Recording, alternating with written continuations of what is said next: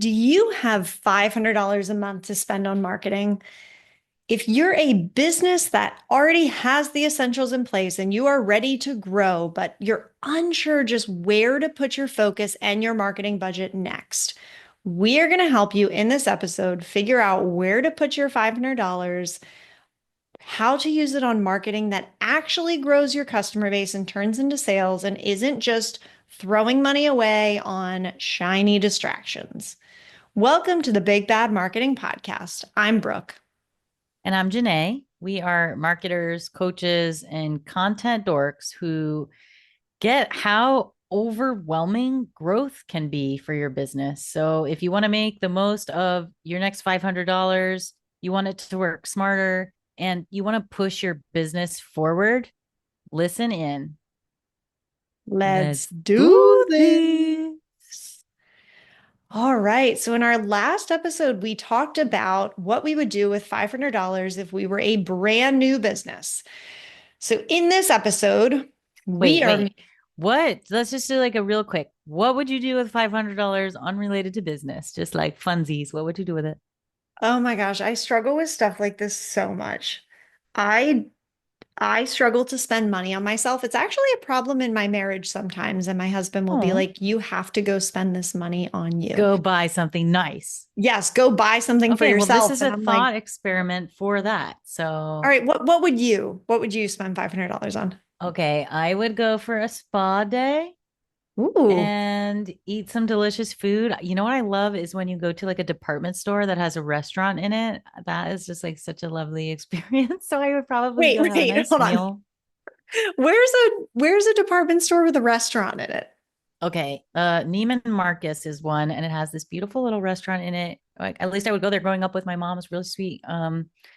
Called Mariposa, which in Spanish means butterfly. And it was such like a cute, sweet ladies' lunch situation. Like they bring you a little consomme and like a little tea biscuit when you sit down to like cleanse your palate. And they bring like a cold drink. And it's just so lovely. There's big windows in there. And then we would get these like a popover, like a what is that called? Yorkshire pudding. It was just, I just love that. So I'm like, I'm going to go have a nice spa day. I'm going to go have a sweet girly lunch. And then I'm going to buy a new dress. Wow. Yeah, Yes. that's really lovely. Okay. You've had now time to think and inspiration for me. What are you going to do? I'm I'm struggling so much. I'd probably go get a new pair of like walking shoes or running shoes. Oh, yes. It would definitely be some type of athletic or athleisure wear though. Might take myself over to Lululemon, get a new pair of tights. Yes. All about the comfort. And I'd probably get something for my dog, Rory, our chief security officer. She always needs new toys, so maybe take Mm. her on a little adventure over to like REI and let her pick something out, Aw. get herself something nice. Yeah, and then I'd probably go to dinner with my sweet husband and Yeah. spend some time together. I'm also remembering now as you're saying that going out for dinner, like with someone that you like or lunch or whatever, that and a place I also used to go where they had great pastries and I would go there and just get like a whole cake. Ooh. I mean, I wouldn't eat it in one sitting, but I'm just like, I will just take this whole thing home and eat it over time. Oh, I love a whole cake. Mhm. That sounds great. That's what I want to do this weekend is a whole cake. Make a cake, I just eat it really, eat a whole but yeah, cake. somebody else can Okay. make me the whole cake. Well, have your cake and eat it too. And now let's go to what you would do with $500 to spend on your already existing business that you've got the basics on. Thank you for entertaining my tangent. Yes, always. Always. You keep things interesting. Um, we always say, do all the free things first. Hi, Milo. So Keeping it handsome. interesting with the puppy. He's so cute, though. Watch the video.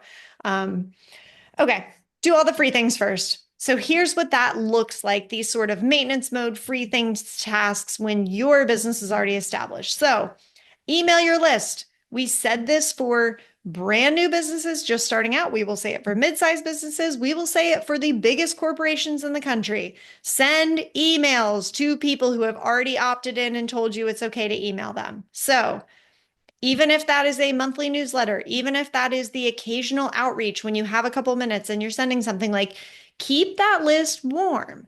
Make sure that you are making contact with that list and you are providing them with value and you are notifying them of the things that you do, because as your business grows, you might be adding new products, you might be adding new offers.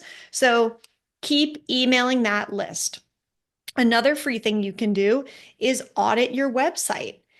Is your website clear? Is it fast? Does it load quickly? Is it conversion friendly? Is it making people do the thing that you want them to do next?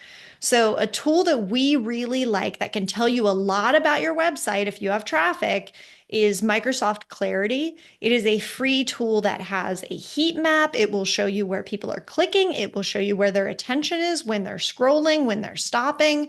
It can be a treasure trove of information, and it is completely free because they just want your data. So you can audit your website using that tool and then let that drive some decision making.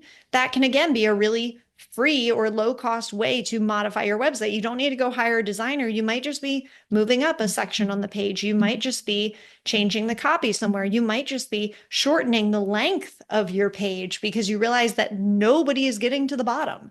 So you can use that as a way to just sort of give you some nuggets that you can use for updating your website.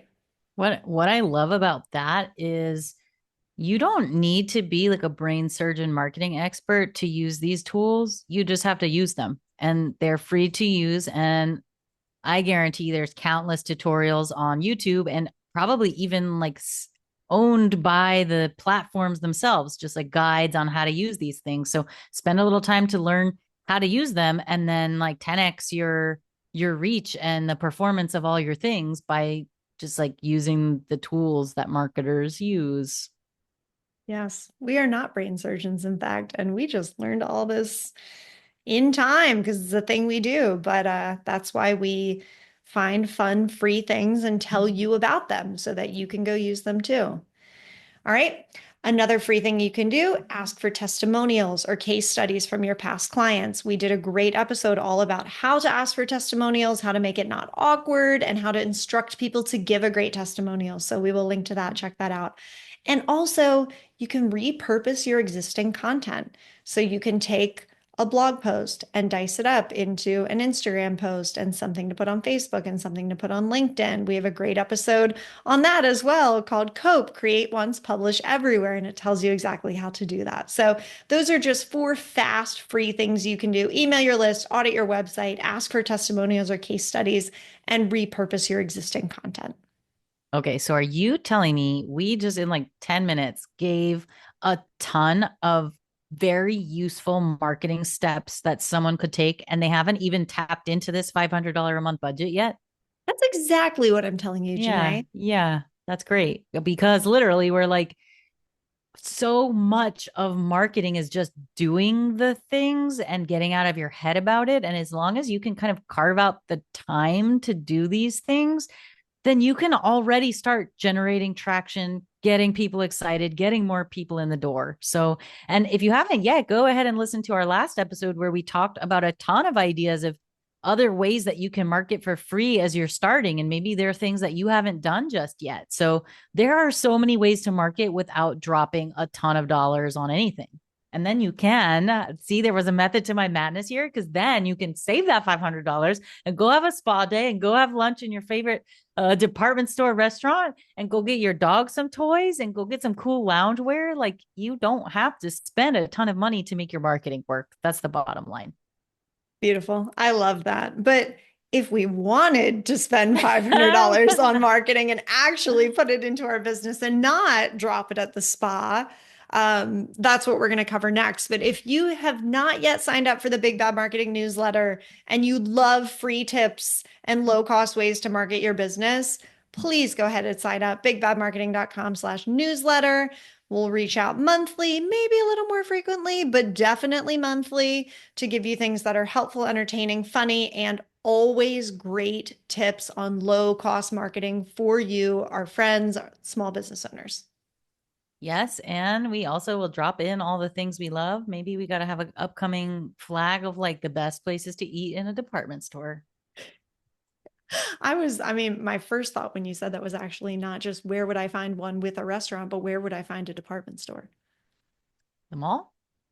Yeah, I haven't been to a mall in, I'm going to take you to one. We're going to go ooh, there. We're okay, going to eat some great. tea biscuits. All Great, right, great, let's great. literally talk about the what should you do with your $500? You're ready to spend $500 a month on marketing. You've got some of the basics set up. You've done all the free things, like all the free things, and you're like, I'm ready to put some money into this. Where do we start?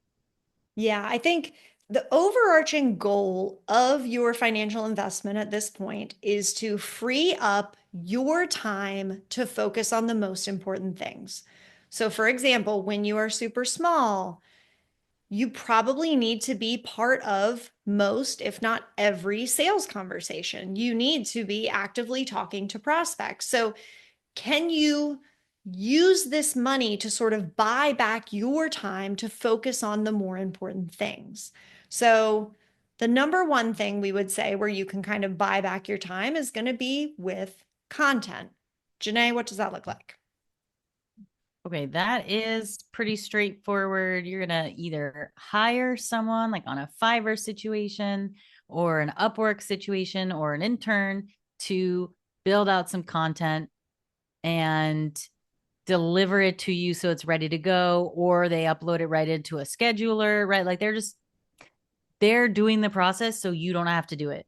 If you want to zoom out or like go backwards from that, you want to get a strategy in place so then you can have the strategy built and sort of hand that over to your Fiverr freelancer, whoever it is, your cousin's child's mother's, whatever. Like get someone to produce that for you based on a real strategy instead of just like calling random person and trying to throw a tiny bit of money and get something that works, right? Like there's a little bit of a process here. You build the foundation with a strategy. And if the first month that's all you have the budget for, great. And then the next month you can start implementing by getting that freelancer to create the content or edit content that you've written or run through ChatGPT. You can also invest some of that money into tools that will help you produce content, maybe specifically like a Canva Pro. So that's like a $14.99 a month investment in being able to use these graphic design tools that help you with all kinds of different templates, different marketing channels and formats. And you can even buy like pre-created template bundles where someone's made like 200 graphics or carousel slides for a pizza restaurant, right? And it's just like it's already made or whatever your industry is, plug it in. Like it's already made. You buy that thing one time, maybe it's $50, and then you can just use that content for several months, several weeks, whatever your cadence is.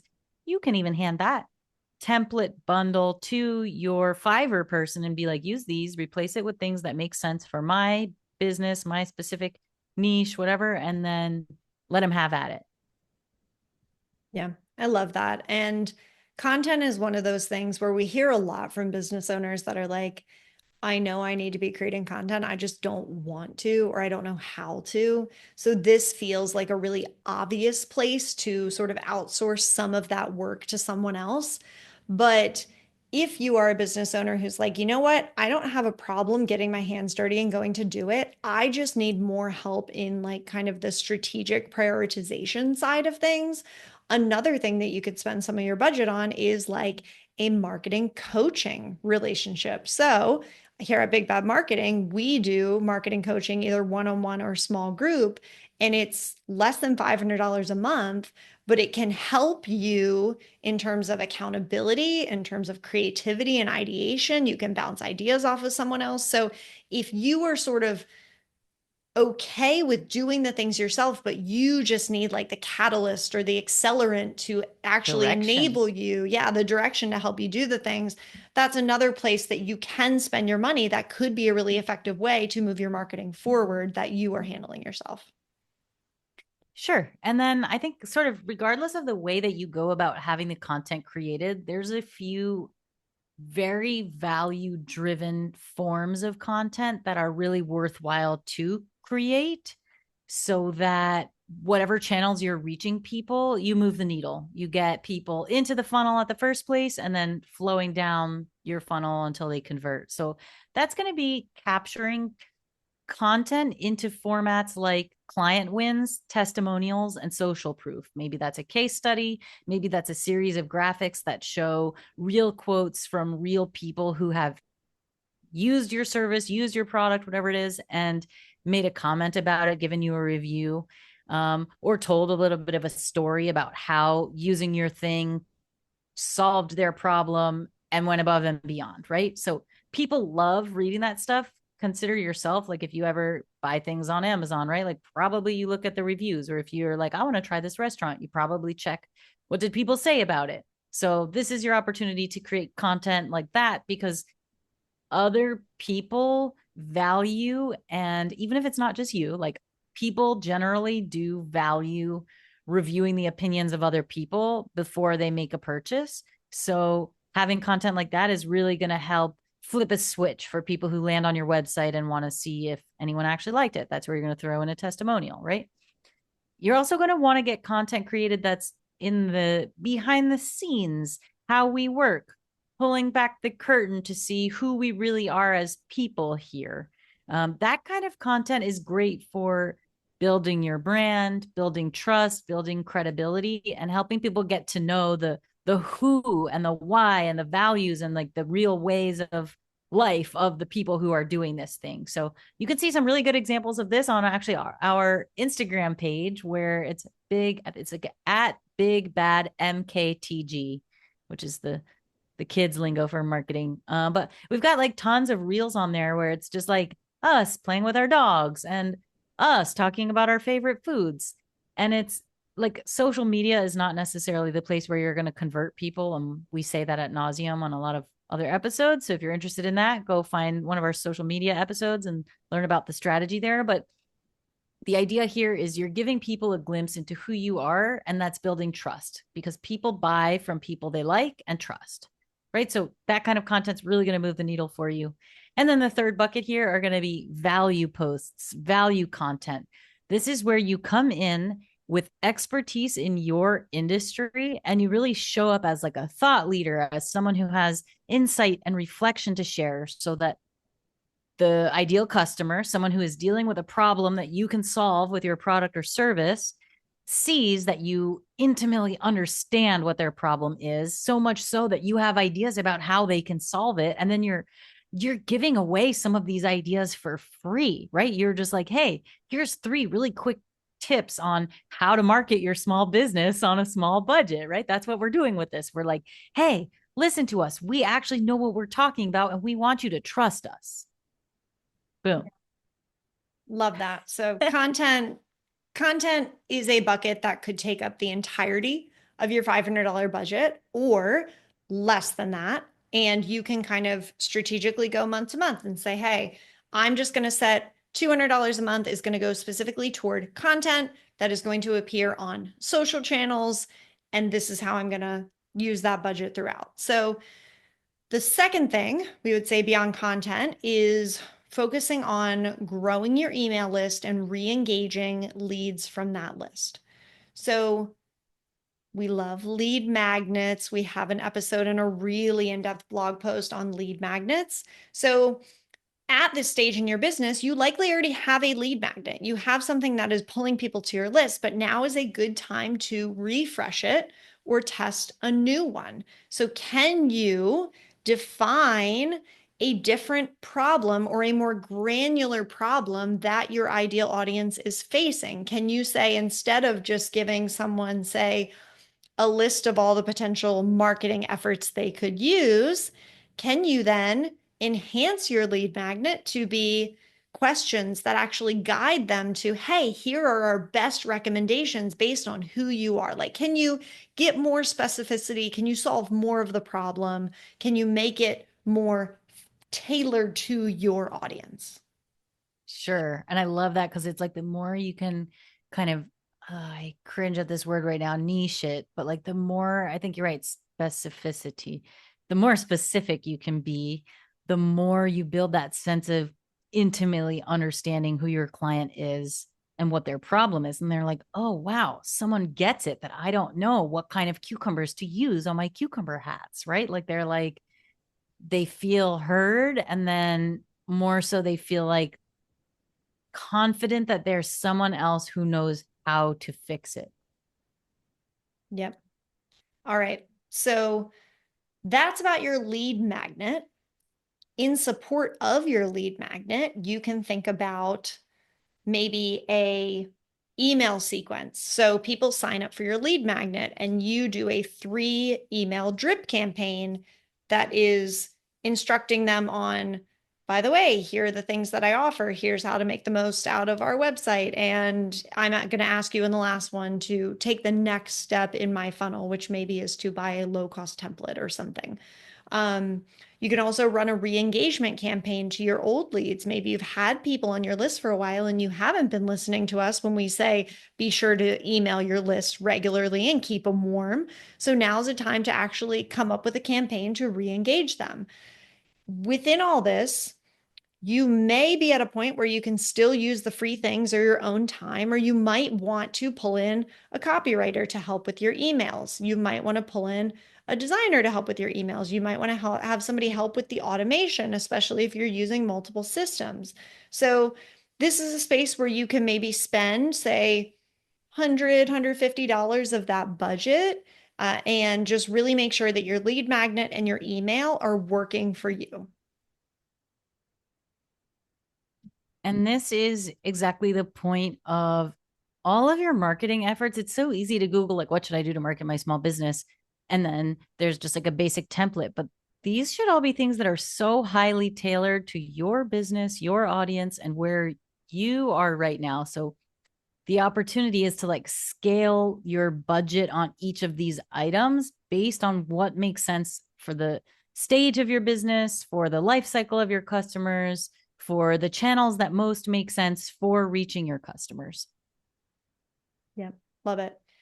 All right. So once we've done all the free things and these lower cost things, and we've got content and email, and organic is sort of doing its thing, now it feels like the right time to turn to paid. Agree? Oh, yeah. And let's say what happens a lot is people come to us. So the first thing people mostly say to us is like, I need to do marketing and I need to be on social media. And there's just like a blanket likening marketing to social media. So that's like the first hurdle to dispel, which is like, let's do these things that are going to cost you. Hey, small business owner with limited budget, let's do these things that are going to cost you like $0 or under $500 a month or whatever it is to first create the foundation of a customer base, of a brand identity, and like build your brand. And then we can talk about paid. But like first, let's build the foundations. Maybe after that, let's build social media organically. And then we can consider paid. Even still, there's a caveat of like, we need to be really strategic in thinking about what is going to make sense for your specific business. And ad spend is such a slippery slope. So you want to be careful not to just be like, all right, let's do paid ads. And then you drop $500 a month all on copy you haven't tested and platforms that don't make sense for your business. Right. So if you're listening to this and you've been considering paid ads, like pause and really think strategically about this so that your investment turns into more money. Yeah, and I think the most important part with the paid ads before you do it is consider what you're promoting. So, are you asking someone to get into your funnel? Are you asking them to make a purchase? So, if you sell a product, your ads are probably going to be like, hey, here's this product. This is why you need it. Go ahead and buy it. But if you sell a service, maybe you are using your ads to promote your freebie or to promote your consultation call or to promote just the very next step that you want someone to take. But you're not like, hey, this ad is to get you to buy my $7,000 high ticket coaching program because people are probably not going to be as receptive to that or be willing to make that large of a purchase. So, if you can keep your targeting local or hyper specific or a lovely combination of the two, that might help you manage with a smaller budget and still get the type of return you're looking for. Yeah, I just could not agree more, which is why we're doing this together because we have a lot of the same viewpoints and points of view on the ways that it is the most strategic and efficient to put that marketing spend into place. And yeah, I just continue to encourage, like, you really have to think about the right placement, the right time versus just throwing spaghetti at the wall and hoping it sticks. Because ultimately, all of these costs are part of the customer acquisition costs, your CAC. And in an ideal world, the CAC is low and the return is high. That means you spend a little and people come to you and they spend a lot. Maybe that's not exactly the way to format it, but the idea is you want it to cost you less to get a customer than how much they are going to spend when they start working with you. So if you think about the terms of like you're promoting your lead magnet, right? That's not actually turning into ROI directly for you. It's now that you have the systems in place, now that they've got your lead magnet, now you're going to continue sending them down the funnel. So you want to be confident that your process is set up in a clean way. Like you tell them to buy something from your ad, that they can click the thing and actually get sent to a checkout page, right? You don't want them now to go to a blog and think about it and consider it. So there's so many moving pieces here, and it's important to have the ducks in a row. And if you have never run ads before, that's not in your wheelhouse. This is a great place to spend a little bit of your budget on hiring someone to run the ads for you so that you do not end up in a place where you didn't set um, the budget appropriately, and now you ended up dropping $300 a day, and your marketing budget for the next 6 months is completely blown. So it can go Sure. fast. Sure, that and you like let's use the $300 a day example. If you spend $300 a day and that gets you four lead, let's say three for even numbers, that gets you three leads. That means that was $100 per lead essentially. And then imagine the thing you sell is only $50 and you only convert one of the three people who came in from your ad. That means you spent $300 to get one $50 sale. You are upside down, person. Like that is not smart use of your budget. So that's why it's like you want to be really careful before you like go all in and drop money on your ads. Yeah, and that means you're going out of business. So Yeah. that's try to The avoid quick that. ticket to going out. Yes, but that is why we are so cautious of paid ads, especially for small business owners who we acknowledge have a small budget. And we would put ourselves in this camp, right? Like we don't run paid ads yet because we are not 1,000% confident in the systems that we need to put in place to do it. We know exactly what we need to do, but we also acknowledge that there's a lot of other free and organic stuff that we have not fully done. Like Mm-hmm. we have not gone all in on those to make it make sense to run the paid advertising. And you might be in the same spot as us, and that's totally okay.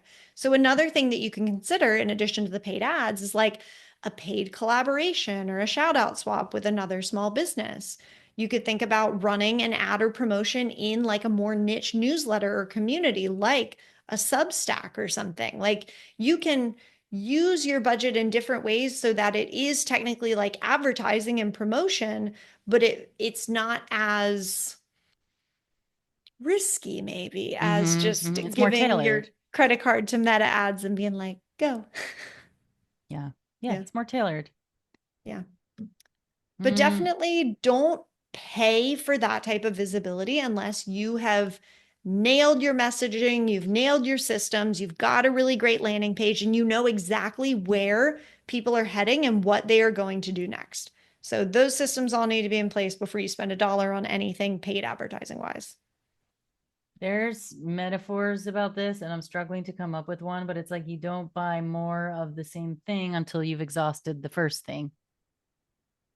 Is this what Alex says when he's like, I've given you an entree, and then I come up to you and I say, Here, would you like another entree? And you're probably going to be like, No. But if I say, Would you like a dessert?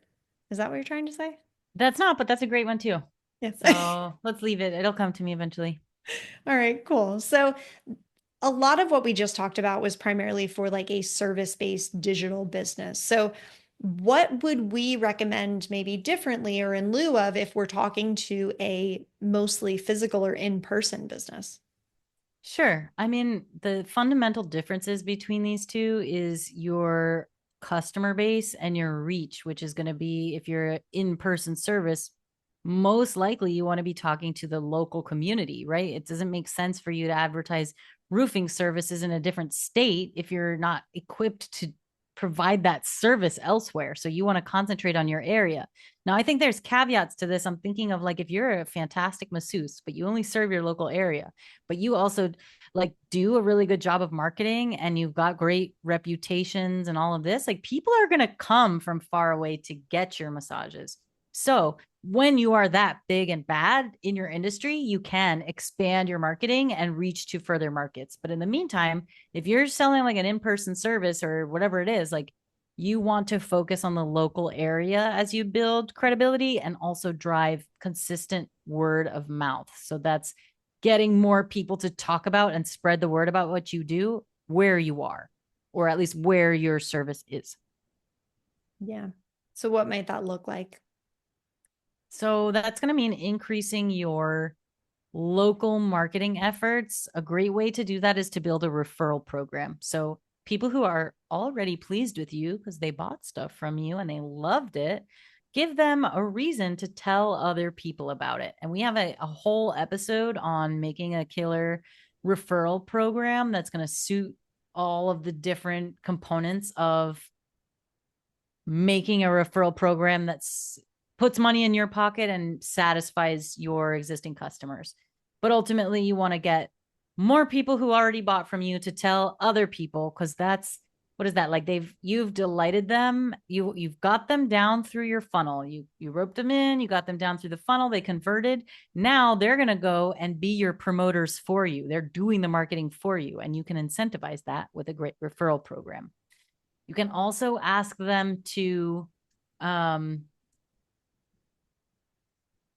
review request email. Tell us about that one, Brooke.